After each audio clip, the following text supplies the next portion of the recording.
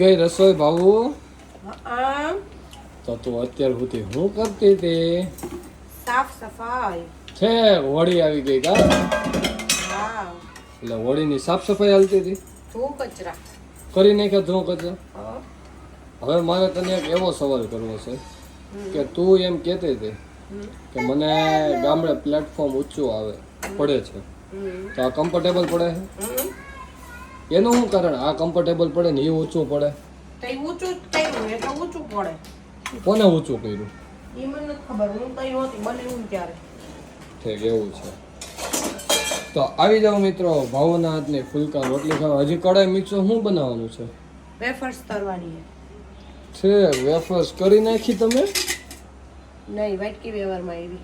વાટકી વ્યવહારમાં? ત્યાં તમારે અહીંયા વાટકી વ્યવહાર ચાલુ છે એમ ને? એટલે વ્યવહાર તો સારા છે, ખબર તો પડી ગઈ વ્યવહાર સારા.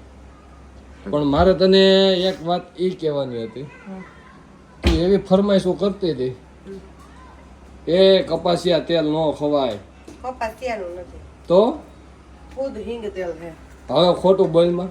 સિંગ તેલ છે, બોટલ કપાસિયાની છે. એ કેવા દાડા આવી ગયા મિત્રો. 500 તેલ લઈને ખાય છે. આવી ગરીબાઈ ભોગવાય નહીં. બંધ હવે.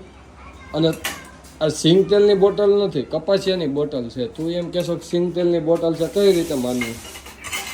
એ મેં કીધું એટલે માન લેવા. કારણ કે સિંગ તેલ એટલું બધું પીળું ન હોય. એ ભજીયા કર્યા હતા એમાં. એટલે હું પીળું પડી જાય. જો હવે ભાઈ ભૂખો છે. અમારે તેલ લેવાના વેત નથી એમ વાત કરે ના. રોટલા ચારી વાર ઉતરાવતા સોપડે છે. કોને સોપડા છે? મેં નો સોપડા હોય. આ આપણું કામ જ ખાતા નથી. નથી એટલું દાંતમાં સોપડે છે. બીજું તો એટલે ઘી ખવાય, સારું ઘી હોય ને એ ખવાય, ગાયનું છે એ બધું ઘી ખવાય.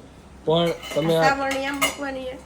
મેં મૂકી છે કોણે મૂકી? એટલે મારી માથે ટકટક કરવાનું ચાલુ કર્યું. બધું પકડાવી દે. મેં આમાં સવાલ કર્યા તો મને કડવા. અને મદ્રાસ જવું છે, મદ્રાસ મગજમાં કરી ગયું છે. હે આ ઓલા અન્ના હજારાની ઘોડે ત્યાં વાયરું છે ઓલું કાસડો. એને જૂની સ્ટાઇલ છે. કેમ જૂની સ્ટાઇલ? પણ એ ખબર ન પડે નવો લુક કેમ આજનો નવો લુક કે લાગુ હું કેવી ઈ ને. એટલે ઢોસા બનાવવાનો વિચાર નથી ને? હવે ખાવા નથી હો મારે ઢોસા, ઘરે બનાવેલો એ લુંગી ડાન્સ. એમને એવડું મોટું તગારું જો વેફર્સમાં. હા, હું શું કહેતી હતી? શું કહેતી આમ હતી? કેવું ફીલ થાય ખબર? રોટલી ખરાબ થઈ જાય. તો ઢાંકી દે ને, પણ કોણ ના પાડે છે? ઊભા તો રે. આમ મૂકવાની હોય, ઊભા પણ. મારો રૂમાલ બગાડી નાખ્યો છે ને? હા. હે હા. નહીં રહેવા દો તમે રૂમાલ અમારા ખિસ્સામાં. એને રૂમાલ નો કહેવાય, એને શુદ્ધ ગુજરાતીમાં ભથ્થાણ. આ પછી ભથાણું કહેવાય. પછી રૂમાલનું જ કર્યું ને તમે ભથાણું. આ 380 રૂપિયાનો રૂમાલ કર્યો તો પ્યોર લીલનના કાપડનો છે. હા, એનું કરી નાખ્યું આજ ભથાણું. લીલનના રોટલી થાય ભાઈ. શું છે? તેલ લઈને હા, લીલનના અને હિંગ ખાવી છે. હિંગ નો ખવાય દીકુ, હિંગ નો ખવાય. સાંભળો તમે. હું 500 તેલ લઈને વાપરે ને પાછા લીલનના ભથાણામાં રોટલી નાખે.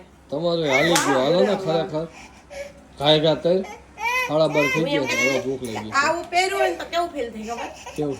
આમ હે ને મોટા રસોઈ અને શેફ કહેવાય ને ઈ આવું પહેર્યું હોય. ઠીક એવું છે. એટલે તું તારા મનમાં એવું માન કે હું મોટી શેફ છું એમ? હા. તો કાઢી નાખજે એવો ફાકો. ઓકે? એ હિંગ નો ખવાય એલા ભાઈ. હવે આને હિંગ ખાવી, છોકરાને હિંગ ખાવી. મિત્રો હિંગ ખવાય કે ન ખવાય છોકરાને કોમેન્ટ કરજો.